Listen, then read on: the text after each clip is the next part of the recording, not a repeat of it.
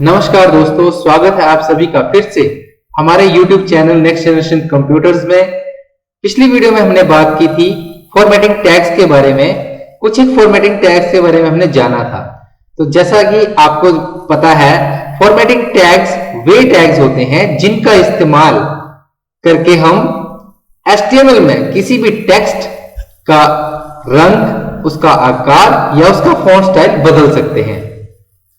तो कुछ एक फॉर्मेटिंग टैग्स के बारे में हमने पिछली वीडियो में जाना था और कुछ एक बचे हुए फॉर्मेटिंग टैग्स के बारे में हम आज इस वीडियो में जानने वाले हैं। तो आइए बात करते हैं फॉर्मेटिंग टैग्स के बचे हुए भाग के बारे में।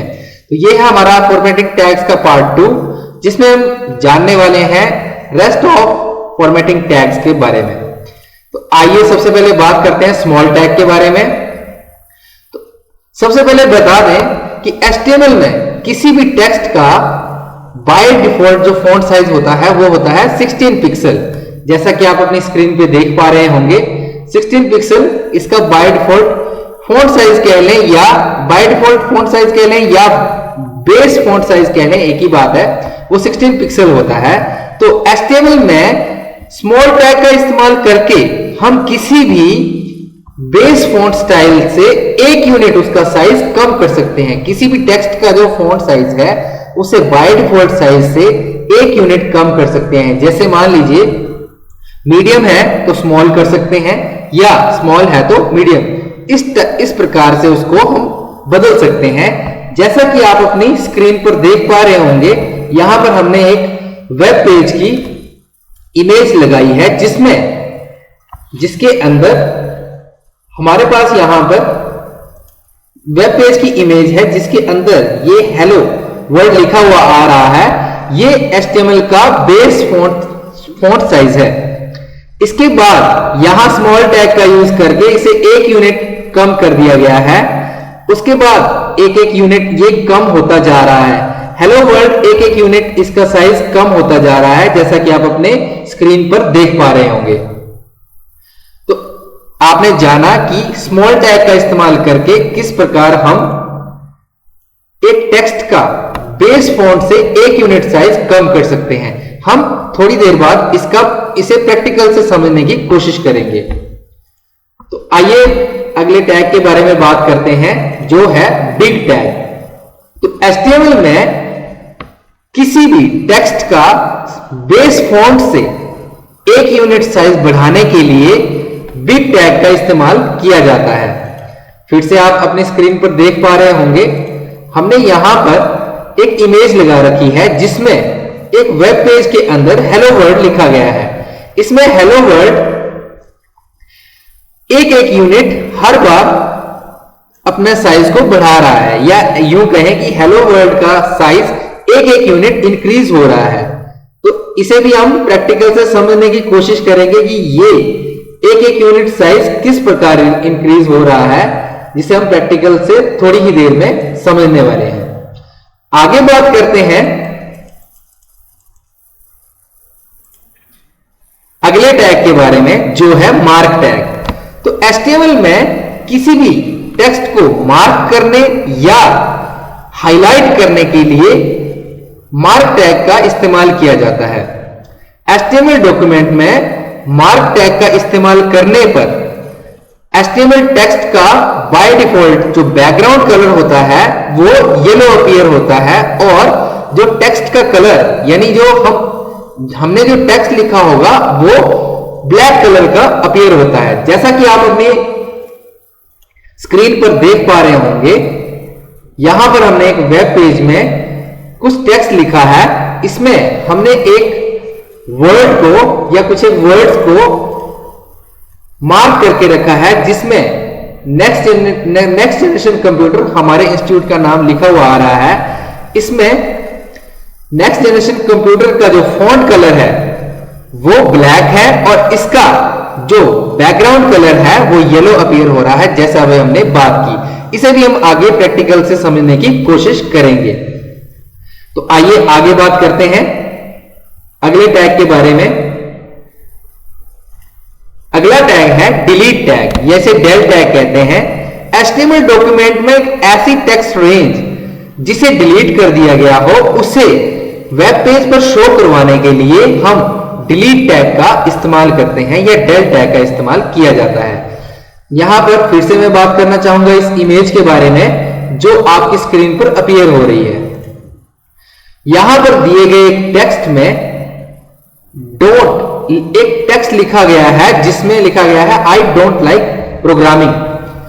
यहां पर डोंट शब्द को गलती से लिखा, हो सकता है ये गलती से लिख दिया गया हो, पर इसे अगर डिलीट करके दिखाना हो कि हमने इसे डिलीट कर दिया है तो इसे इस तरह से रिप्रेजेंट या डिस्प्ले करवाने के लिए हम डिलीट टैग या del टैग का इस्तेमाल कर सकते हैं किसी भी HTML डॉक्यूमेंट के अंदर। इसे भी हम प्रैक्टिकल से समझने की कोशिश करेंगे। आइए बात करते हैं अगले टैग के बारे में। अगला टैग है इंसर्ट टैग या INS टैग कहें। HTML डॉक्यूमेंट में इंसर्ट टैग का इस्तेमाल किया जाता है।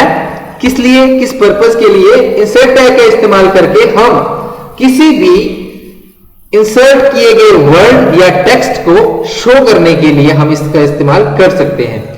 HTML में इंसर्ट किए गए टेक्स्ट को वेब ब्राउजर अंडरलाइन करके ही शो करता है, अंडरलाइन किए हुए टेक्स्ट की तरह शो करता है। हम जैसा कि आप देख पा रहे होंगे यहां पर एक टेक्स्ट है जिसे इंसर्ट करवाया गया इस वेब पेज में और ये अंडरलाइन होकर डिस्प्ले हो रहा है या दिख रहा है, अंडरलाइन हुआ दिख रहा है। तो इसे भी हम प्रैक्टिकल से समझने की कोशिश करेंगे। ये सारे टैग्स हम प्रैक्टिकल से समझने की कोशिश करेंगे थोड़ी देर में।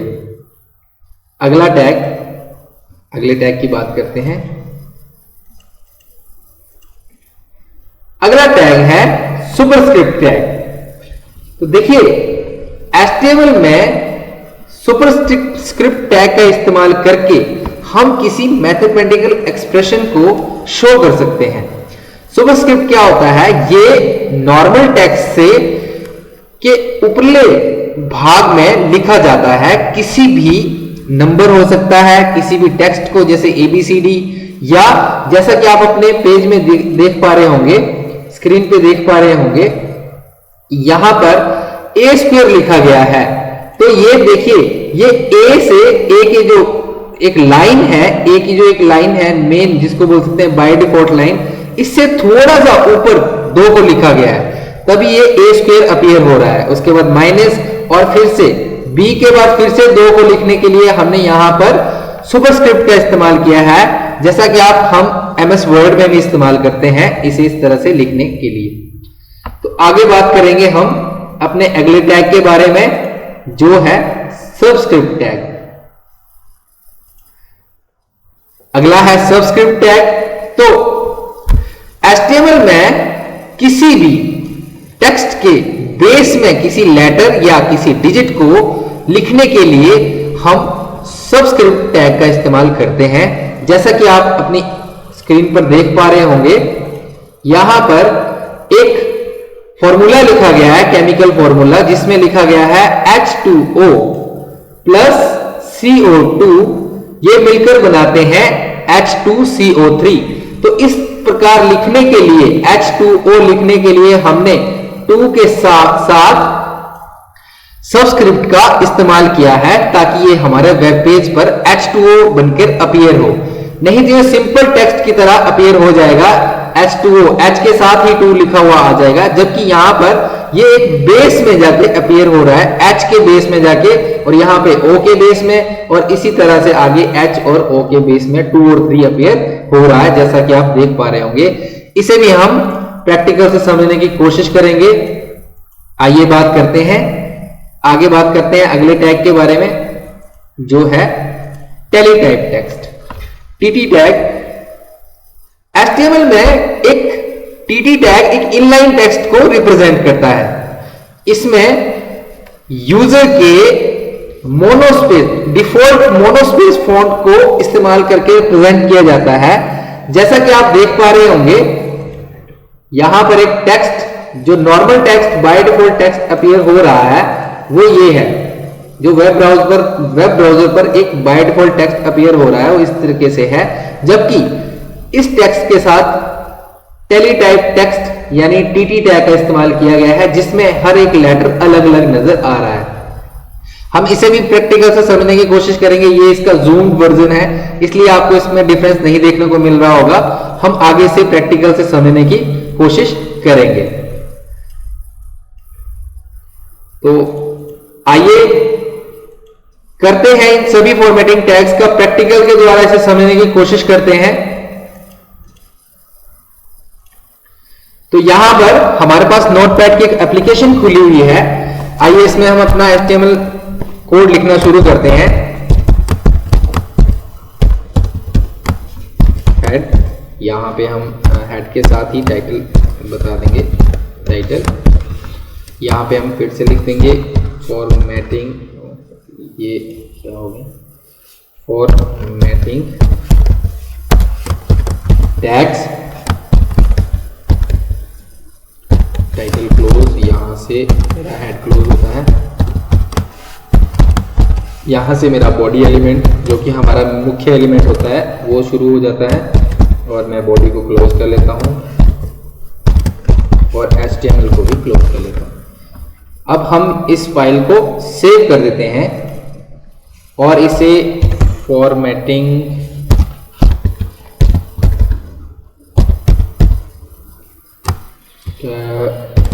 tag.html के नाम से सेव कर देते हैं। ऑल फाइल्स यहाँ पर से दूसरे नाम से सेव कर देते हैं।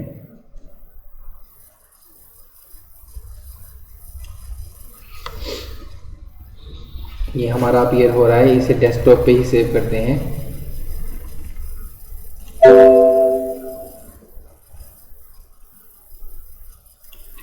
लगता है इस नाम की फाइल पहले भी बनी हुई है, जैसा हमने पिछली वीडियो में बनाया था। तो ये tag2 करके कर देते हैं हम इसे सेव। तो देखिए ये फॉर्मेटिंग tag2 नाम की फाइल हमारे सामने अपीयर हो रही है। अब इसे देखने के लिए मैं सर्च बॉक्स में जाता हूं, सर्च करेंगे हम और इसी नाम से फॉर्मेटिंग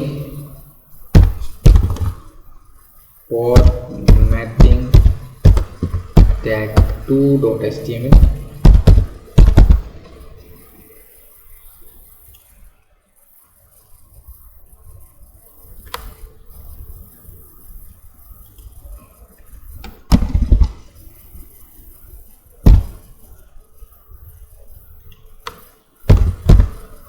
tag2.html।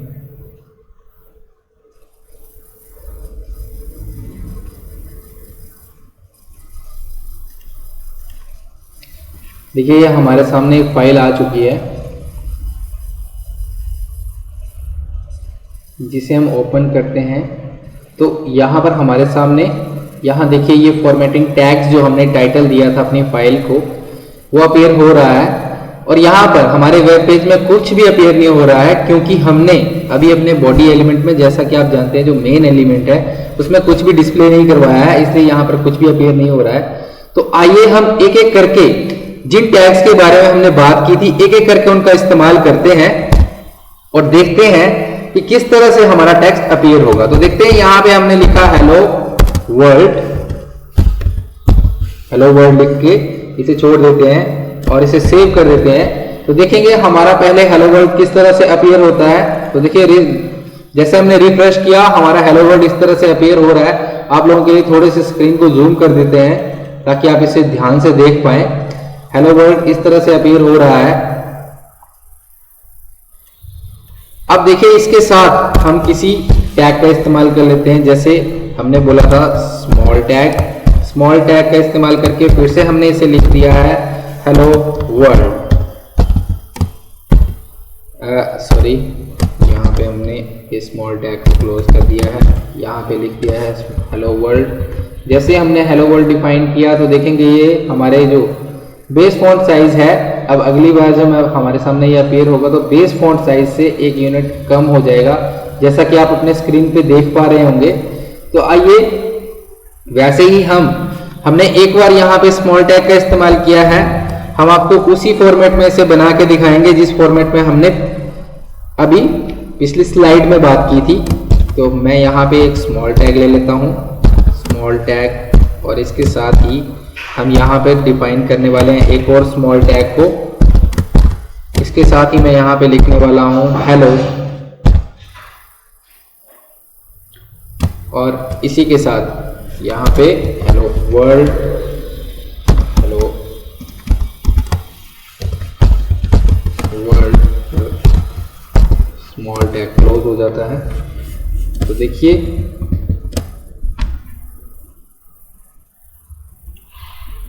अब इसे रिफ्रेश करते हैं तो देखिए यहाँ पर हम देख पा रहे हैं कि ये हमारा हेलो वर्ल्ड एक नॉर्मल फॉन्ट में आ रहा है। इसके बाद ये एक यूनिट कम हो गया है। इसे एक और बार यूज करके देख लेते हैं, स्मॉल स्मॉल, और एक बार फिर से स्मॉल का इस्तेमाल कर लेते हैं और यहाँ पर हम लिखेंगे हेलो वर्ल्ड। एक बार फिर से लिखने पर यहाँ पे स्मॉल टैग को क्लोज कर लेते हैं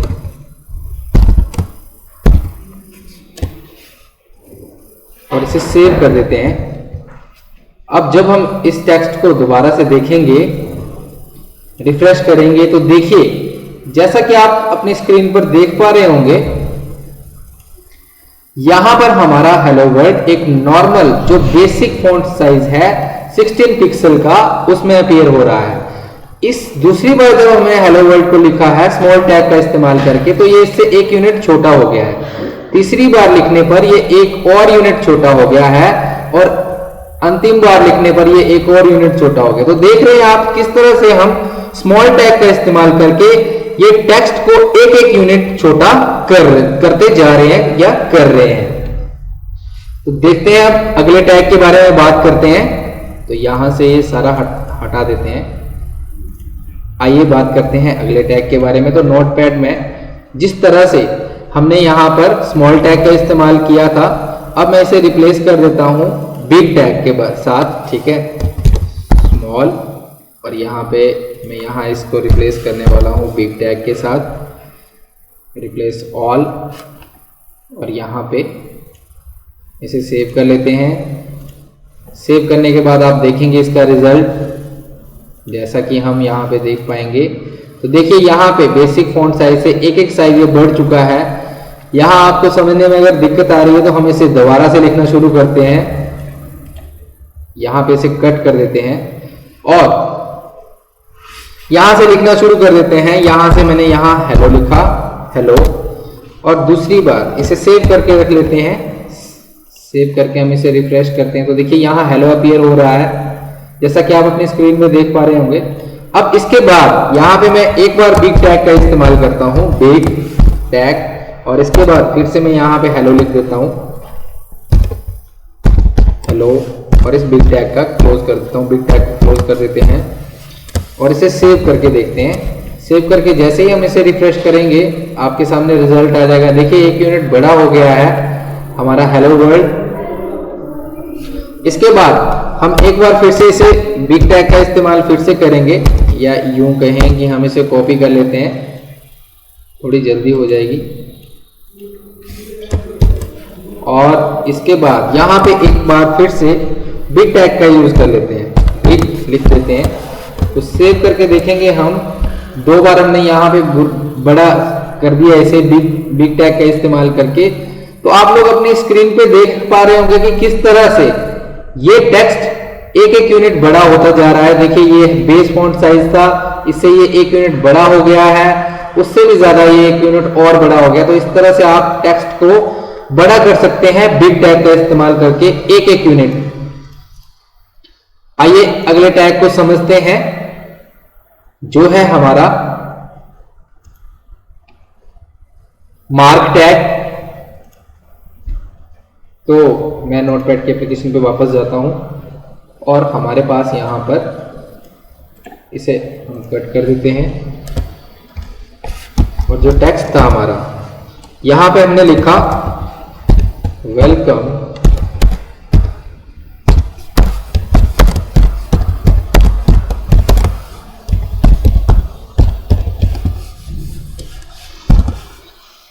इसे सेव कर देते हैं। सेव कर देते हैं और सेव करने के बाद यहां रिफ्रेश करते हैं तो देखिए welcome to next generation computers लिखा हुआ आ रहा है। अब इसे मार्क कर देते हैं जैसा कि आपने उस पिक्चर में देखा था। तो यहां पे मैं एक मार्क टैग का यूज करने वाला हूं। मार्क टैग का यूज करेंगे हम इस डॉट से पहले तक, जैसा कि आपने उस इमेज में देखा था। मार्क टैग का इस्तेमाल करेंगे तो ये देखिए, ये बाय डिफॉल्ट जब मैं इसे रिफ्रेश करूंगा तो यहां पर बाय डिफॉल्ट इसका टेक्स्ट कलर ब्लैक ही रहेगा, पर इसका बाय डिफॉल्ट जो बैकग्राउंड कलर है वो येलो में कन्वर्ट हो जाएगा। तो जैसा कि आप अपने स्क्रीन पर देख पा रहे हैं, इसका बैकग्राउंड कलर येलो में कन्वर्ट हो गया है और बाय डिफॉल्ट जो टेक्स्ट कलर है वो ब्लैक ही रह रहा है। मार्क टैग के बारे में हम एक बात और बता दें कि मार्क टैग में जो बाय डिफॉल्ट कलर्स हैं, इसे हम बाद में CSS के जरिए इसे चेंज कर सकते हैं। मार्क टैग का इस्तेमाल करके CSS का इस्तेमाल करके मार्क टैग की जो प्रॉपर्टीज हैं, जैसे बैकग्राउंड कलर, इसका जो टेक्स्ट कलर है, इसे हम CSS का यूज करके भी चेंज कर सकते हैं। CSS के बारे में आप अगली आने वाली वीडियोस के माध्यम से जान पाएंगे, जिसमें हम CSS को बहुत डीपली स्टडी करने वाले हैं। तो उसके लिए आप इत्मीनान रखें। अगले टैग के बारे में बात करते हैं। आइए अगले टैग के बारे में बात करते हैं, जो है हमारा डिलीट टैग। तो डिलीट टैग किस तरह से काम करता है, आइए बात करते हैं। हमने यहां पर एक टेक्स्ट लिखा था, आई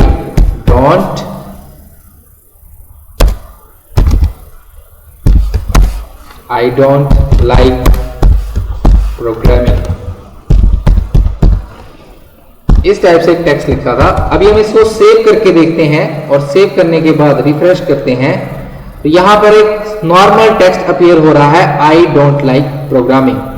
अब मैं चाहता हूं कि इसे यहां से इसे डिलीट, मैं इस डोंट वर्ड को डिलीट करना चाहता हूं, इस डोंट शब्द को डिलीट करना चाहता हूं और इसे अपने वेब पेज में रिप्रेजेंट करवाना चाहता हूं। तो मैं यहां पर लिख सकता हूं आई, इसके बाद मैं डेल टैग का यूज करूंगा, डिलीट, यहां के बाद यहां लिखा जाएगा डोंट, यहां मैं डोंट लिख रहा हूं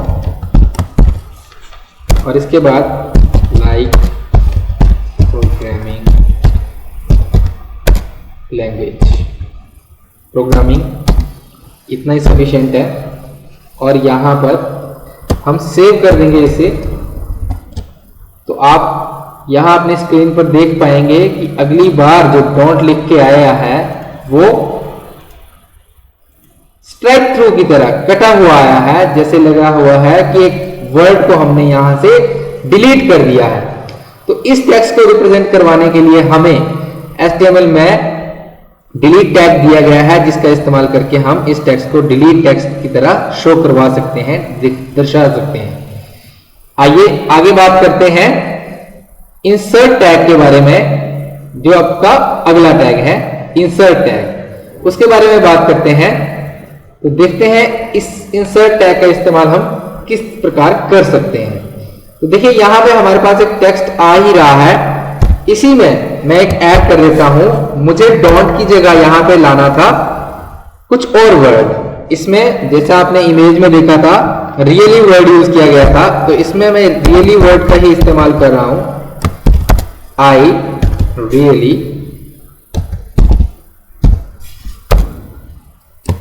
यहां पे मैं इसे क्लोज कर देता हूं, लाइक प्रोग्रामिंग। तो इस तरह से इस रियली वर्ड को इंसर्ट करवाया जाएगा। तो आप इसमें डिफरेंस देखेंगे। मैं इसे रिफ्रेश कर देता हूं तो देखिए यहां पर आ रहा है आई रियली लाइक प्रोग्रामिंग। तो यहां पर एक बार दोबारा से ट्राई करते हैं। यहां से मैं एक ब्रेक ले लेता हूं। BR टैग का हमने पहले भी बोला था कि इससे ब्रेक के लिए यूज किया जाता है। यहां पे मैं एक नॉर्मल टेक्स्ट लिखता हूं, रियली, इसे अभी कट कर देते हैं,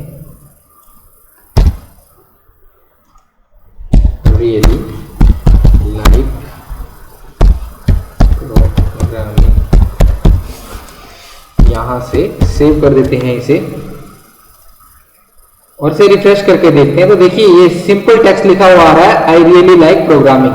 बट जब हम इसे इंसर्ट टैग के साथ डिफाइन करेंगे, यहां पे लिखा जाएगा आई इंसर्ट टैग और यहां से रियली लाइक, यहां पे इंसर्ट टैग क्लोज हो जाएगा, इसके जस्ट बाद INS टैग क्लोज और इसके बाद यहां पे प्रोग्रामिंग।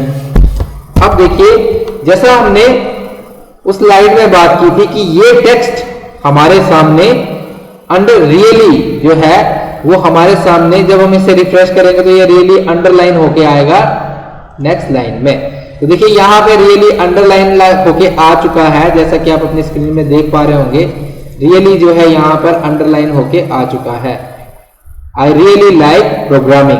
तो ये था इंसर्ट टैग का इस्तेमाल करना। HTML में इंसर्ट टैग का इस्तेमाल क्यों किया जाता है ये आपने देखा। आगे बात करते हैं